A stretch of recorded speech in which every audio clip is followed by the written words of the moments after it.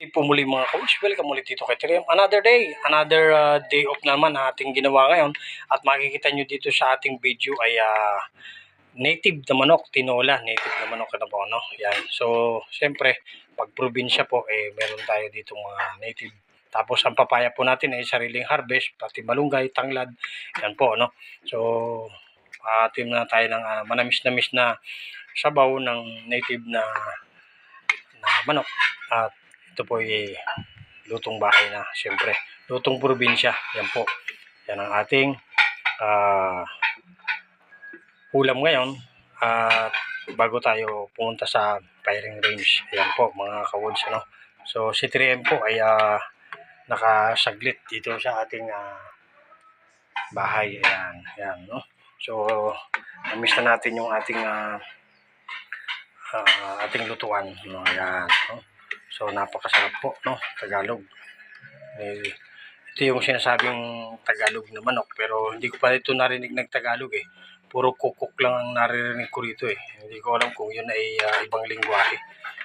Ito yung sabi lang manok, Tagalog na manok. Hanggang ako po ay 58 years old na, hindi ko pa ako narinig ito nagtagalog. Yan. Yung pong tiktilaok na sinisigaw ng manok hinahanap ko pa po kung yun ba ay Tagalog o anong lingwahe. Yung tiktilaok. Tayo naman mga tao, pag tinawag natin ang manok ay krokya. Wala rin po sa libro ng Tagalog. Kaya po, paano iniisip ko kung paano ito naging Tagalog. Yan.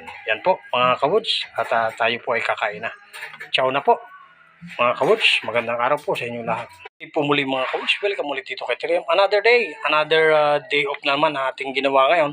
At makikita nyo dito sa ating video ay native na manok, tinola, native na manok na po, no? Yan. So, siyempre, pag probinsya po, meron tayo dito mga native. Tapos, ang papaya po natin ay sariling harvest, pati malunggay, tanglad, yan po, no? So, team na tayo ng manamis-namis na sabaw ng native na manok. At ito po ay lutong bahay na, siyempre. Lutong probinsya, yan po. Yan ang ating ulam ngayon. At bago tayo pumunta sa firing range, ayan po mga ka-woods, ano?